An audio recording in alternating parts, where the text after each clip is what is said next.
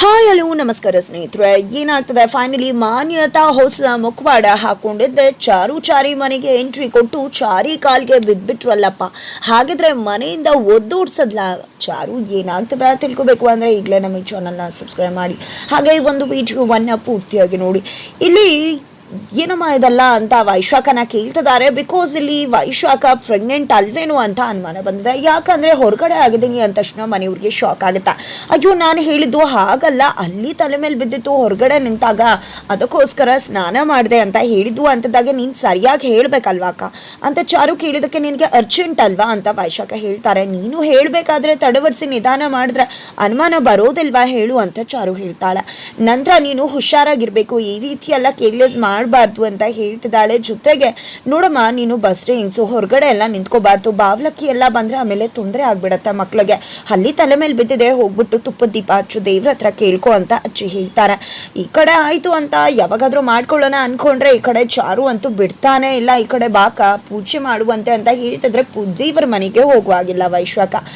ಈಗ ಏನಪ್ಪ ಮಾಡೋದು, ಚಾರು ಅಂತೂ ಬಿಡುವುದಿಲ್ಲ. ಈಗ ನಾನು ಆಮೇಲೆ ಪೂಜೆ ಮಾಡ್ತೀನಿ ಅಂತ ಹೇಳಿದ್ರೆ ಆಯ್ತು ಅನ್ಕೊಂಡು, ಕೆಲಸ ಇದೆ ನಾನು ಆಮೇಲೆ ಪೂಜೆ ಮಾಡ್ತೀನಿ ಅಂತ ಚಾರು ಹೇಳ್ತಿದ್ದಾಳೆ ವೈಶಾಖ. ಅದಕ್ಕೆ ಹೇಳಿ, ಅಯ್ಯೋ ಅಕ್ಕ ನೀನೇನು ಕೆಲಸ ಎಲ್ಲ ನಾನು ಮಾಡ್ತೀನಿ, ನೀನು ಮೊದಲು ಬಂದು ಪೂಜೆ ಮಾಡು ಅಂತಾರೆ. ಏನಿದು, ನೀನು ಎಂಥ ಶ್ರೀಮಂತರು ಮನೆಯಿಂದ ಬಂದಿರೋದು, ನಿನ್ನಿಂದ ಕೆಲಸ ಮಾಡಿಸೋದಾ ಬೇಡ ಚಾರು ಅಂದಾಗ, ಏನಕ್ಕ ನಾನು ಈ ಮನೆಗೆ ಬಂದಾಗಿಂದ ಕೆಲಸ ಮಾಡ್ತಿದ್ದೆ ಅಂತಾನೆ, ಅದೇ ಬೇರೆ ಇದೇ ಬೇರೆ, ಈಗ ನಿನ್ನ ಕೆಲಸನೂ ನಾನೇ ಮಾಡ್ತಿದ್ದೀನಿ, ನನಗೇನು ಅದು ಹೆಚ್ಚಾಗೋದಿಲ್ಲ, ನೀನು ಪೂಜೆ ಮಾಡಬೇಕು ಅಷ್ಟೇ ಬಾ ಅಂದಾಗ ಇವಳು ನನ್ನ ಬಿಡಲ್ಲ ಅನಿಸುತ್ತೆ. ಏನು ಮಾಡಲಿ ಅಂದ್ಕೊಂಡಿದ್ದೆ, ತಲೆ ಸುತ್ತಿ ಬೀಳು ಹಾಗೆ ನಾಟಕ ಮಾಡಿಬಿಡ್ತಾರೆ. ಈ ಕಡೆ ಎದ್ದೇಳಿಸ್ತಾ ಇದ್ರು ಕೂಡ ವೈಶಾಖ ಎದ್ದೇಳ್ತಿಲ್ಲ. ನಿಜವಾಗಿ ಮಲ್ಗಿರೋರನ್ನ ಎಬ್ಬಿಸ್ಬೋದಂತೆ, ಆದರೆ ನಾಟಕ ಮಾಡ್ತಿರೋರನ್ನ ಎಬ್ಬಿಸೋಕ್ಕಾಗತ್ತಾ?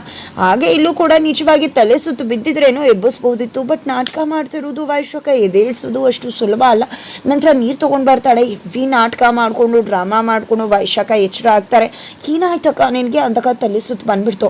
ಅಯ್ಯೋ ಅಜ್ಜಿ ಪೂಜೆ ಮಾಡು ಅಂತ ಹೇಳಿದ್ರು, ಆದರೆ ನನ್ನಿಂದ ಆಗ್ತಾನೆ ಇಲ್ಲ, ಇಲ್ಲಿಂದ ಎದ್ದು ಹೋಗೋಕ್ಕೂ ಕಷ್ಟ ಆಗ್ಬಿಡ್ತದೆ, ಏನು ಮಾಡಲಿ ಅಂತಾನೆ ಗೊತ್ತಾಗ್ತಿಲ್ಲ, ಪೂಜೆ ಮಾಡಲಿಲ್ಲ ಅಂದರೆ ಏನೂ ಆಗೋದಿಲ್ಲ ಅಲ್ವಾ ಅಂತಿದ್ರೆ, ಅಯ್ಯೋ ಅಕ್ಕ ನಾನು ಕರ್ಕೊಂಡು ಹೋಗ್ತೀನಿ ಬಾ ಅಂದಾಗ, ಇಲ್ಲ ಕಣೆ ಚಾರು ನನಗೆ ಅಲ್ಲಿ ತನಕ ಬರೋಕ್ಕೂ ಕೂಡ ಶಕ್ತಿ ಇಲ್ಲ ಅಂತಾರೆ. ಸರಿ ಆಯಿತು, ನೀನು ಹೋಗಿ ರೆಸ್ಟ್ ಮಾಡು, ನಾನೇ ಮಾಡ್ತೀನಿ, ನಾನು ಮಾಡಿದ್ರೇನು ನೀನು ಮಾಡಿದ್ರೇನು, ಇಬ್ಬರು ಕೂಡ ಈ ಮನೆ ಸುಸಿ ಅಂದರೆ ಅಲ್ವಾ ಅಂತ ಹೇಳಿ ಚಾರು ವೈಶಾಖನ ಕರ್ಕೊಂಡು ರೂಮ್ಗೆ ಹೋಗ್ತಾ ಇದ್ರೆ ಇಲ್ಲಿ ಚಾರುಗೆ ಅನುಮಾನ ಬರುತ್ತೆ. ಖಂಡಿತ ಅಕ್ಕ ಚೆನ್ನಾಗೇ ಇದ್ಲು, ಪೂಜೆ ಮಾಡಬೇಕು ಅಂದ ತಕ್ಷಣ ತಲೆ ಸುತ್ತ ಬಿದ್ಲು, ಇದರಿಂದ ಏನೋ ಇದೆ, ಅಕ್ಕ ನಾಟಕ ಮಾಡ್ತಿದ್ದಾಳೆ, ನಿಜವಾಗ್ಲೂ ಅವಳು ಬದಲಾಗಿಲ್ಲ, ಇದನ್ನು ತಿಳ್ಕೊಳ್ಳೇಬೇಕು ಅಂತ ಅನ್ಕೋತಾಳೆ. ನಂತರ ಆ ಕಡೆ ರಾಮಾಚಾರಿ ಎಲ್ಲರೂ ಕೂಡ ಕೃಷ್ಣನ ತಿಥಿಯಲ್ಲಿ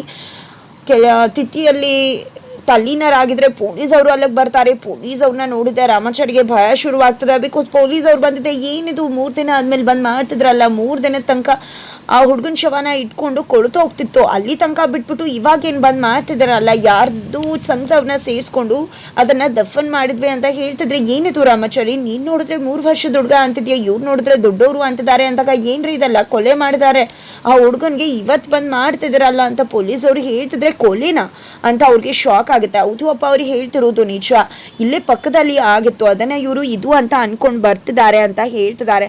ಇಲ್ಲ ರೀ ಇಲ್ಲೇನೆ ಅಂದಾಗ, ಬನ್ನಿ ಸರ್ ನಿಮ್ಮ ಜೊತೆ ಮಾತಾಡಬೇಕು ಅಂತ ಪೊಲೀಸ್ ಅವ್ರನ್ನ ಕರ್ಕೊಂಡು ರಾಮಾಚಾರಿ ಆ ಕಡೆ ಹೋಗ್ತಾನೆ. ಹೌದು ಸರ್ ನೀವು ಹೇಳಿದ ಮಾತು ನಿಜಾನೇ, ಖಂಡಿತವಾಗ್ಲೂ ಅದು ನನ್ನ ತಮ್ಮನೇ ಅಂತಿದ್ರೆ, ಹೌದಲ್ವಾ ನೀನೇ ಅಲ್ವಾ ಅವ್ನು ನನ್ನ ತಮ್ಮ ಅಂತ ಬಟ್ಟೆ ಬರಿ ಎಲ್ಲ ತೊಗೊಂಡು ಹೋಗಿದ್ದು, ಇವಾಗ ನೋಡಿದ್ರೆ ಈ ರೀತಿ ಮಾತಾಡ್ತಿದ್ದಾರಲ್ಲ ನಿಮ್ಮ ಮನೆಯವರು ಅಂತ ಹೇಳ್ತಿದ್ರೆ, ದಯವಿಟ್ಟು ಸರ್ ಅವ್ರಿಗೆ ಯಾರಿಗೂ ಕೂಡ ಮಗ ಸತ್ತು ಹೋಗಿದ್ದಾನೆ ಅನ್ನೋ ವಿಷಯ ಗೊತ್ತಿಲ್ಲ, ಗೊತ್ತಾದರೆ ಖಂಡಿತ ನಮ್ಮ ಮನೆಯವರು ಅದನ್ನು ತೊಡ್ಕೊಳ್ಳೋ ಸಾಮರ್ಥ್ಯ ಇಲ್ಲ, ಅದಕ್ಕೆ ಅವ್ರಿಗೆ ವಿಷಯ ಹೇಳಿಲ್ಲ ಸರ್, ದಯವಿಟ್ಟು ಅವ್ರ ಹತ್ರ ನೀವು ವಿಷಯ ಹೇಳಬೇಡಿ, ನನ್ನ ತಮ್ಮ ಅಯೋಧ್ಯೆಗೆ ಹೋಗಿದ್ದಾನೆ ಅಂತ ಅಂದ್ಕೊಂಡಿದ್ದಾರೆ, ಈಗ ಏನಾದರೂ ನನ್ನ ತಮ್ಮ ಬದುಕಿಲ್ಲ ಅನ್ನೋ ಸತ್ಯ ಗೊತ್ತಾದರೆ ಖಂಡಿತ ನನ್ನ ಅಪ್ಪ ಅಮ್ಮಗೆ ಅದನ್ನು ತೊಡೆದುಕೊಳ್ಳೋ ಸಾಮರ್ಥ್ಯ ಇಲ್ಲ ಸರ್, ದಯವಿಟ್ಟು ಏನೂ ವಿಷಯ ಹೇಳ್ಬಿಡಿ ಅಂತಂದ್ರೆ, ಏನೋ ರಿಕ್ವೆಸ್ಟ್ ಮಾಡ್ಕೋತಿದ್ದಾನಲ್ಲ ರಾಮಾಚಾರಿ ಅಂತ ಕೂತ್ಕೊಂಡವ್ರು ಎಲ್ಲೂ ಅನ್ಕೋತಾರೆ. ನಂತರ ಹೋಗಿ ನೋಡೋಣ ಬನ್ನಿ ಅಂತ ಹೇಳಿ ಅಲ್ಲಿಗೆ ಹೊರಟು ಬರ್ತಿದ್ದಾರೆ ಈ ಕಡೆ ಮನೆ ಮಂದಿ ಎಲ್ಲ. ಅಷ್ಟರಲ್ಲಿ ಪೊಲೀಸವ್ರು ಕೂಡ ಸರಿ ಆಯಿತು ಪೊಲೀಸ್ ಸ್ಟೇಷನ್ಗೆ ಬಂದ್ಬಿಡು ಅಂತ ಹೇಳಿ ಹೋಗ್ತಾರೆ. ಏನಿದು ಪೊಲೀಸವ್ರ ಜೊತೆ ಏನು ಮಾತಾಡ್ತಿದ್ರೆ ಅಂತ ಎಲ್ಲ ಕೇಳಿದಾಗ, ಅಯ್ಯೋ ಮತ್ತೆ ಅವ್ರು ಯಾಕೆ ನಿನ್ನ ಕರೆದ್ರು ಅಂದಾಗ, ಅವತ್ತು ಕೊಲೆ ಆಗಿ ಅವ್ರದ್ದು ದಫನ್ ಆಯ್ತಲ್ವ, ಅವತ್ತು ಯಾರ್ಯಾರಿದ್ರು ಎಲ್ಲರೂ ಕೂಡ ಕರ್ತಾರೆ, ಅದಕ್ಕೆ ನಾನು ಕೂಡ ಕರೆದ್ರು ಅಂತ ರಾಮಾಚಾರಿ ಸುಳ್ಳು ಹೇಳ್ತಾನೆ. ನಂತರ ಸರಿ ಬಾಪ ಅಂತ ಹೇಳಿ ಎಲ್ಲ ರೀತಿ ಪೂಜೆ ಮಾಡ್ತಾ ಇದ್ರೆ, ನಂತರ ಆ ಒಂದು ಅಸ್ಥಿನ ತಗೋತಾನೆ. ಏನಿದು ಅಸ್ಥಿನ ಯಾಕೆ ತಗೋತಿದ್ಯಾ ರಾಮಾಚಾರಿ ಅಂದಾಗ, ಅದನ್ನ ಬಿಡುವುದಕ್ಕೆ ಅಂತ ಪಶ್ಚಿಮ ವಾಹಿನಿಯಲ್ಲಿ ಬಿಡುವುದಕ್ಕೆ ಅಂದಾಗ ನಿಂದು ತುಂಬ ಅತಿ ಆಗ್ತಿದೆ ರಾಮಾಚಾರಿ. ಮನೆಯವರೆಲ್ಲರೂ ಒಪ್ಪಿಸಿ ತಿಥಿ ಮಾಡಬೇಕು ಅಂತ ಕರ್ಕೊಂಡು ಬಂದೆ. ಈಗ ಪಶ್ಚಿಮ ವಾಹಿನಿಗೂ ಕೂಡ ಬಿಡಬೇಕಾ? ಎಂದು ನೀನು ಇಷ್ಟು ಎಮೋಷ್ನಲ್ ಆಗಿದ್ದಿಲ್ಲ. ಏನಿದೆಲ್ಲ ನಮ್ಗೆ ಒಂದು ಅರ್ಥ ಆಗ್ತಿಲ್ಲ ಅಂತಿದ್ರೆ ಪಾಪ ಅವನಿಗೆ ನೆಮ್ಮದಿ ಸಿಗುತ್ತೆ ಅಂದರೆ ಅದನ್ನು ಕೂಡ ಮಾಡಿಬಿಡೋಣ ಬಿಡಿ ಅಂತ ಹೇಳಿ ಅಪ್ಪ ಹೇಳ್ತಾರೆ. ನಂತರ ಮನಸ್ಸಲ್ಲಿ ಅನ್ಕೋತಾನೆ ರಾಮಾಚಾರಿ. ಆದರೆ ಇದಕ್ಕೆ ಕಾಲ ಕೂಡ ಬರಬೇಕು. ಈಗಲೇ ಖಂಡಿತ ಇದನ್ನು ನಾನು ಪಶ್ಚಿಮ ವಾಹಿನಿಗೆ ಬಿಡುವುದಿಲ್ಲ. ನನ್ನ ತಮ್ಮನ ಸಾವಿಗೆ ಕಾರಣ ಆದವರ ಸರ್ವನಾಶ ಆಗಲೇಬೇಕು. ಯಾರನ್ನ ಕೂಡ ಒಬ್ಬರನ್ನ ಉಳಿಸೋದಿಲ್ಲ ಅಂತ ಹೇಳಿ ಶಪಥ ಮಾಡಿ ಪ್ರತಿಜ್ಞೆ ಮಾಡ್ತಿದ್ದಾನೆ ರಾಮಾಚಾರಿ.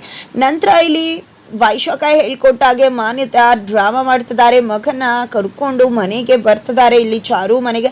ಅದಕ್ಕೂ ಮುನ್ನ ಇಲ್ಲಿ ಚಾರು ವೈಶಾಖ ಬಂಡವಾಳನ ಹೇಗಾದ್ರೂ ಮಾಡಿ ತಿಳ್ಕೊಳ್ಳೇಬೇಕು ಅಂತ ಪ್ರಯತ್ನ ಪಡ್ತಿದ್ದಾಳೆ. ಅದ್ರ ಪ್ರಕಾರವಾಗಿನ ಕ್ಯಾಲೆಂಡರ್ ನೋಡ್ತಾಳೆ. ಕ್ಯಾಲೆಂಡರಿ ಪ್ರತಿ 30 ಮಂತ್ಲಿ ಟಿಕ್ ಆಗಿರುತ್ತೆ. ಅದನ್ನು ನೋಡಿದೆ. ಇವತ್ತು 30 ಅಂದರೆ ಖಂಡಿತ ಅಕ್ಕ ಹೊರಗಡೆ ಆಗಿದ್ದಾಳೆ. ಇದನ್ನು ತಿಳ್ಕೊಳ್ಳೇಬೇಕು. ಹಾಗಿದ್ರೆ ಅಕ್ಕ ಪ್ರೆಗ್ನೆಂಟ್ ಅಂತ ಹೇಳಿದ್ದು ನಾಟಕನ ಮನೆಯವರ ಭಾವನೆಗಳ ಜೊತೆ ಆಟ ಆಡ್ತಿದ್ದಾಳೆ. ಹೇಗಾದ್ರೂ ಮಾಡಿ ಇದನ್ನ ತಿಳ್ಕೊಳ್ಳೇಬೇಕು ಅಂತ ಅನ್ಕೋತಾಳೆ.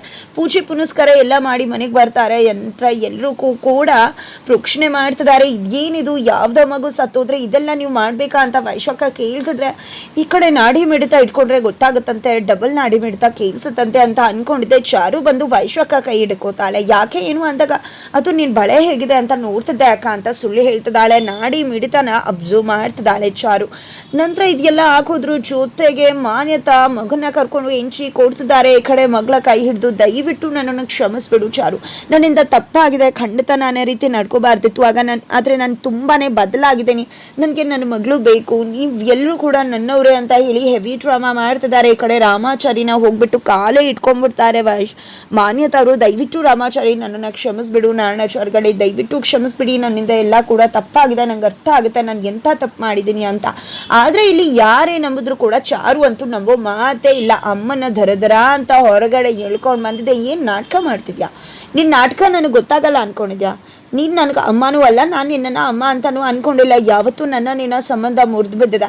ನೀನು ಆಡ್ತಿರೋ ನಾಟಕ ಎಲ್ಲರೂ ನಂಬೋದು, ಆದರೆ ನಾನು ನಂಬೋದಿಲ್ಲ. ಇವತ್ತು ನಮ್ಮ ಮಾವನಿಗೆ ಇಂಥ ಪರಿಸ್ಥಿತಿ ಬಂದಿತ್ತು ಅಂದರೆ ಅದಕ್ಕೆ ನೀನೇ ಕಾರಣ. ಸುಮ್ಮನೆ ಇಲ್ಲಿಂದ ಹೊರಟೋಗ್ಬಿಡು. ಇನ್ಯಾವ ಸ್ಕೆಚ್ ಹಾಕ್ಕೊಂಡು ಡ್ರಾಮಾ ಮಾಡಿಕೊಂಡು ಇಲ್ಲಿಗೆ ಬಂದಿದ್ಯಾ? ನನಗೆ ತುಂಬ ಚೆನ್ನಾಗಿ ಅರ್ಥ ಆಗುತ್ತೆ ಅಂತ ಹೇಳ್ತಿದ್ರೆ ಬೇಬಿ ಯಾಕೆ ಬೇಬಿ ನಂಬ್ತಾ ಇಲ್ಲ? ದಯವಿಟ್ಟು ನಾನು ಬದಲಾಗಿದ್ದೀನಮ್ಮ, ನಿನಗೋಸ್ಕರ ಬದಲಾಗಿದ್ದೀನಿ. ನನ್ನ ಮಗಳೇ ನನ್ನನ್ನು ದೂರ ಮಾಡಿದ್ಲು ಅಂದಮೇಲೆ ಇನ್ನೇನಿದೆ, ಅದಕ್ಕೋಸ್ಕರ ಬದಲಾಗಿದ್ದೀನಿ ಚಾರು. ದಯವಿಟ್ಟು ನನ್ನ ನಂಬು ಅಂತಿದ್ರೆ ನಿನ್ನ ಮಾತನ್ನೆಲ್ಲ ನಂಬೋದಿಲ್ಲ. ಏನೋ ಸ್ಕೆಚ್ ಮಾಡೇ ಇಲ್ಲಿಗೆ ಬಂದಿದ್ಯಾ. ಹೋದ ಸತಿನೂ ಹಾಗೆ ಬಂದಿದೆ, ಈ ಸತಿನೂ ಹಾಗೆ ಬಂದಿದ್ಯಾ. ನಾನಂತೂ ನಿನ್ನ ಮಾತನ್ನ ನಂಬೋದೇ ಇಲ್ಲ. ಸುಮ್ಮನೆ ನನ್ನ ಮನೆಯಲ್ಲಿ ಒಂದು ಕ್ಷಣ ಕೂಡ ಇರಬೇಡ. ನನ್ನ ಮನೆಯವರಿಗೆ ಸ್ವಲ್ಪ ನೋವಾದರೂ ಕೂಡ ಆಮೇಲೆ ನಾನಂತೂ ಸುಮ್ಮನೆ ಇರುವುದಿಲ್ಲ. ಸುಮ್ಮನೆ ಈಗ ಹೋಗ್ತೀಯೋ ಇಲ್ವೋ ಅಂತಂದರೆ ಈ ಕಡೆ ಫುಲ್ ಡ್ರಾಮಾ ಮಾಡ್ತಿದ್ದಾರೆ ಮಾನ್ಯತಾ. ಹಾಗಿದ್ರೆ ಚಾರು ಮಾನ್ಯತಾ ಡ್ರಾಮಾನ ನಂಬಿ ಅವಳು ಕೂಡ ಮಕ್ಕರ ಆಗ್ತಾಳ? ಮಾನ್ಯತಾ ಅವರು ಯಾವ ಪ್ಲಾನ್ ಇಟ್ಕೊಂಡು ಈ ಮನೆಗೆ ಬಂದಿದ್ದಾರೆ? ಮನೆಗೆ ಅವರು ಕೂಡ ಸೇರ್ಕೊಂಡೇ ಬಿಡ್ತಾರೆ ಅಥವಾ ಬಂದು ಹೋಗೋ ನಾಟಕ ಮಾಡೋಕೆ ಬಂದಿದ್ದಾರೆ? ಈ ಕಡೆ ವೈಶ್ವಾಕ ಬಂಡವಾಳ ಬಟ ಬಯಲಾಗತ್ತ. ಜೊತೆಗೆ ಇಲ್ಲಿ ಮಾನ್ಯತಾನೇ ಇಷ್ಟೆಲ್ಲ ಆಗಿರುವುದಕ್ಕೆ ಕಾರಣ, ಮೇನ್ ಸೂತ್ರಧಾರಿ ಕೃಷ್ಣನ ಸಾವಿಗೆ ಕಾರಣ. ಇದೆಲ್ಲ ಸತ್ಯ ಕೂಡ ಬಟ ಬಯಲಾಗುತ್ತೆ. ಏನಾಗುತ್ತೆ ತಿಳ್ಕೊಬೇಕು ಅಂದರೆ ಮುಂದಿನ ವಿಡಿಯೋಗೋಸ್ಕರ ವೀಚ್ ಮಾಡೋದನ್ನು ಮರಿಬೇಡಿ.